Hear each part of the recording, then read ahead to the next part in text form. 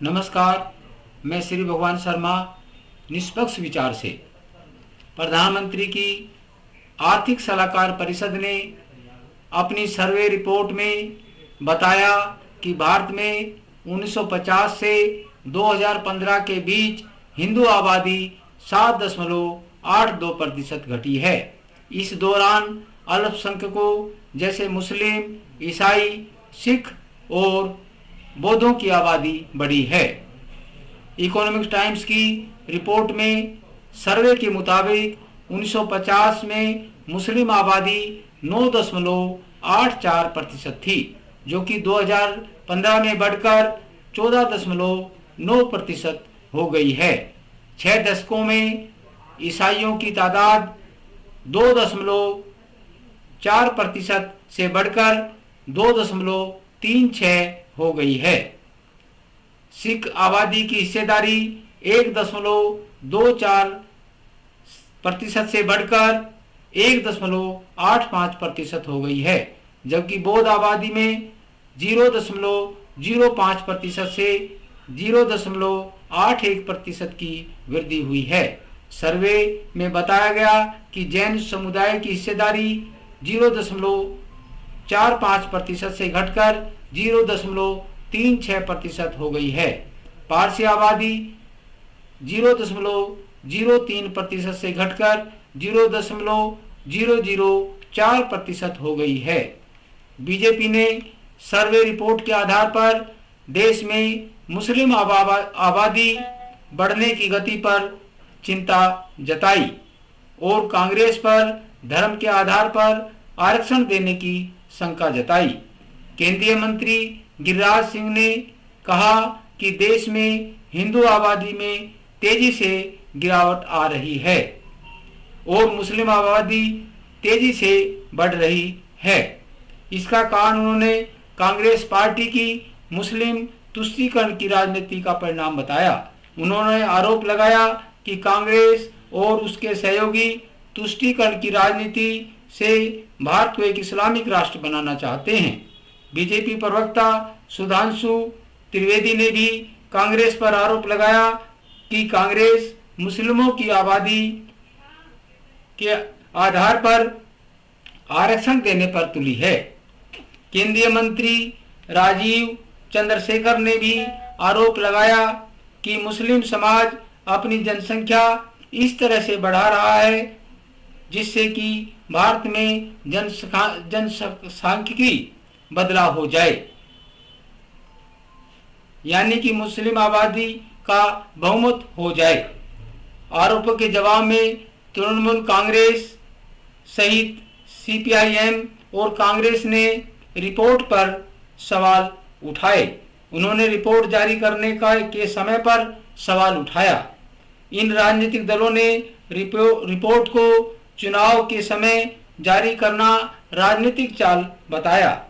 CPIM polit bureau के सदस्य और बंगाल शाखा के सचिव मोहम्मद सलीम ने कहा कि ऐसी रिपोर्ट जारी करने की बजाय सरकार को जनगणना करानी चाहिए। बीजेपी को चुनाव में हार का डर बढ़ गया है, इसलिए वह चुनाव के समय ऐसी रिपोर्ट जारी करके हिंदू मुस्लिम राजनीति करना चाहती है।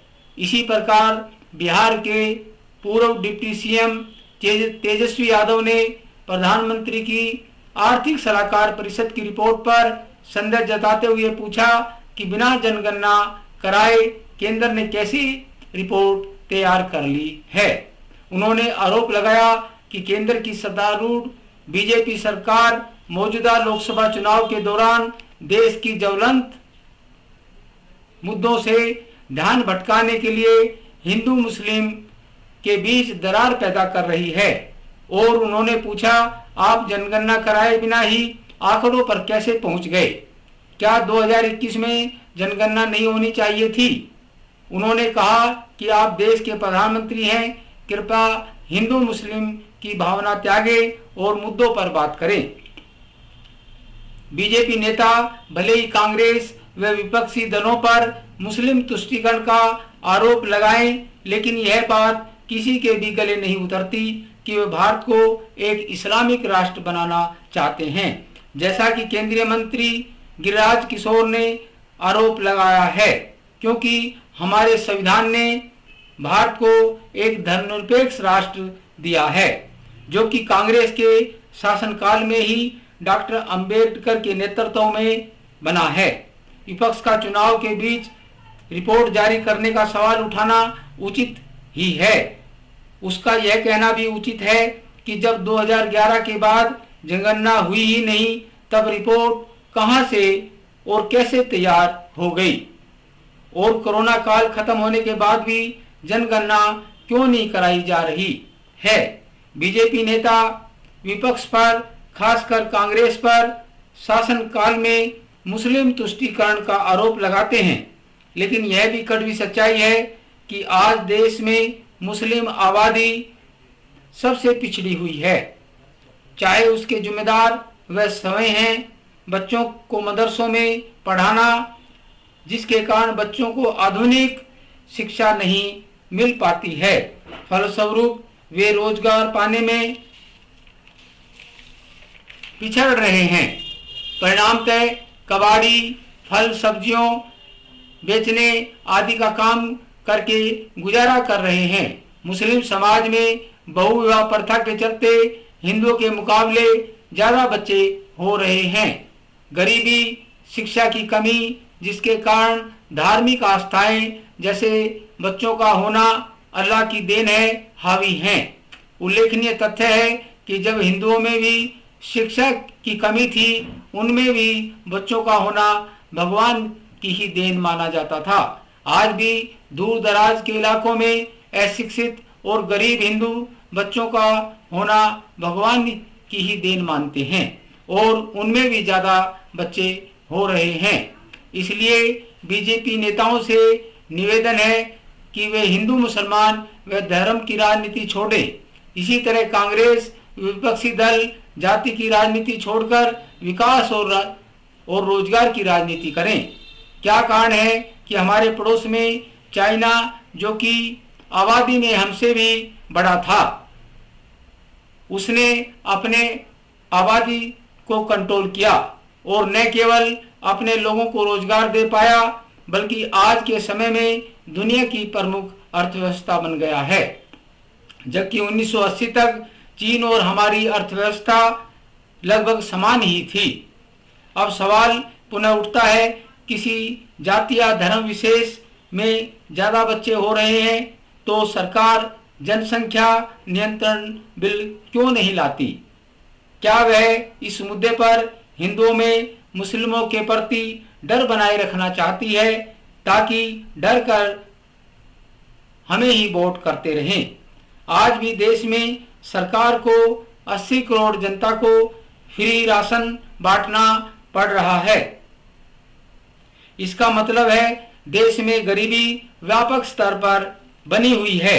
अतः सरकार को जाति धर्म की राजनीति छोड़कर विकास और रोजगार की राजनीति करनी चाहिए। दूसरी तरफ आजादी के 77 साल बाद भी हम हिंदू मुसलमान जात पात के में बटे हुए हैं। भूतकाल में कुछ क्रूर मुस्लिम शासकों के जुल्मों व हिंदुस्तान पाकिस्तान के बंटवारे के समय हुई ज्यादतियों त्रासदी का जिम्मेदार देश का एक वर्ग उस समय की पीढ़ी की बजाय वर्तमान पीढ़ी को पर थोपना चाहता है, जो कि सरासर गलत व अन्यायपूर्ण है। इसी प्रकार जाति व्यवस्था के चलते दलित समाज के साथ जो सर्ण समाज द्वारा असमानता के चलते जो अन्याय हुआ, उसका बदला दलित समाज के कुछ तथाकथित बुद्धिजीवी नेता वर्तमान स्वर्ण पीढ़ी से लेना चाहते हैं।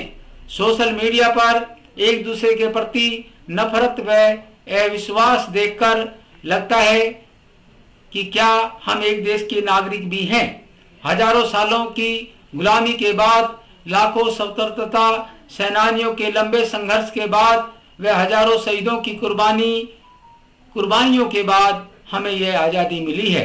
अतः देशवासी, चाहे वह हिंदू हो या मुसलमान, सिख हो या ईसाई, सब मिलकर जाति व धर्म के भेदभाव भूलकर ही सुदृढ़ और आधुनिक भारत का निर्माण कर सकते हैं। इसके लिए बेहतर होगा कि देशवासी, खासकर नौजवान पीढ़ी, भारत का स्वतंत्रता इतिहास पढ़ें और समझे कि आज़ादी की लड़ाई चाहे हिंदू रहा हो या मुसलमान, सिख रहा हो या ईसाई, सबने मिलकर लड़ी और उसके बलिदान व लंबे संघर्ष के बाद हमें यह आज़ादी मिली। इस आज़ादी को बरकरार रखना प्रत्येक भारतवासी की जिम्मेदारी है। धन्यवाद। श्री भगवान शर्मा, निष्पक्ष विचार से।